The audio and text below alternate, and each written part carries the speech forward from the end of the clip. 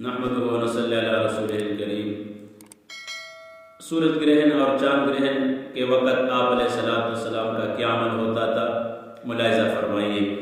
آپ علیہ السلام کا حدیث ہے، ان الشمس والقمر آیتان من آیات اللہ لا یخسفان لموت احد ولا لحیاتہ فاذا رأیتموها فافزعوا لصلاۃ او کما قال علیہ السلام۔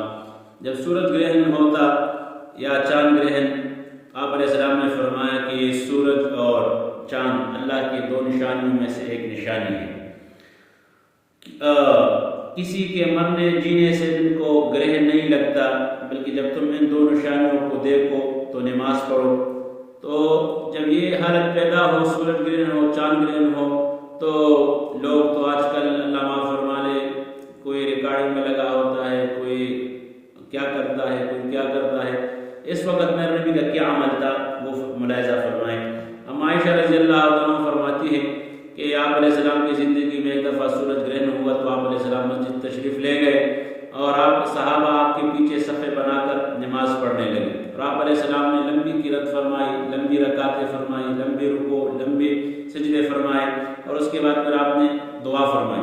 تو سورج گرہن کے وقت آپ علیہ السلام نے نماز پڑھا 2 رکعت جماعت کے ساتھ، اور صلاۃ خسوف یعنی چاند گرہن کے وقت وہ انفرادی نماز پڑھنا ہے، انفرادی دعا کرنا ہے، انفرادی وہ اعمال کرنا ہے، استغفار کرنا ہے۔ جب تک سورج گرہن ہو، چاند گرہن ہو، اعمال میں لگتے رہو، دعاؤں میں، استغفار میں، نوافل میں، کیونکہ یہ کائنات میں جتنے بھی حالات آتے ہیں، زلزلے، بارشیں، طوفانیں اور گرمی اور سردی اور اس طرح سورج گرہن، چاند گرہن، یہ اللہ پاک کے قدرتوں کی نشانیاں ہیں۔ اور حدیث میں آتا ہے اللہ پاک آپ ان سورج اور چاند کے ذریعے سے اللہ پاک لوگوں کو ڈراتے ہیں تاکہ لوگ اللہ کی طرف متوجہ ہوں۔ تو سورج گرہن کے وقت یہ عمل ہو، اور بعض لوگوں کے توہمات ہوتے ہیں کہ جو حاملہ عورتیں ہوتی ہیں ان پر اثر کرتی ہے، ان کے بچے اندھے اور اس طرح گونگے بہرے پیدا ہو جائیں گے، اور اسی طرح ان کے توہمات ہیں، بچوں پر اس اثرات ہوتے ہیں، تو ان کا شریعت کے ساتھ کوئی تعلق نہیں ہے۔ لہذا یہ اللہ کی نشانیوں میں سے ایک نشانی ہے۔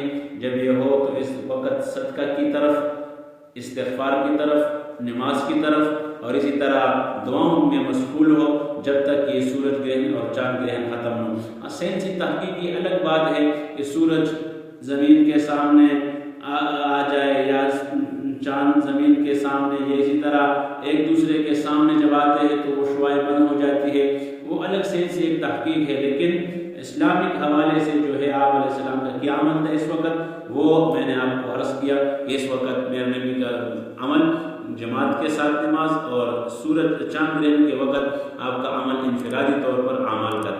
لہٰذا جب یہ حالات ہو تو انفرادی طور پر بھی اور اسی طرح اجتماعی طور پر بھی اعمال اور استغفار میں مصروف ہونا چاہیے۔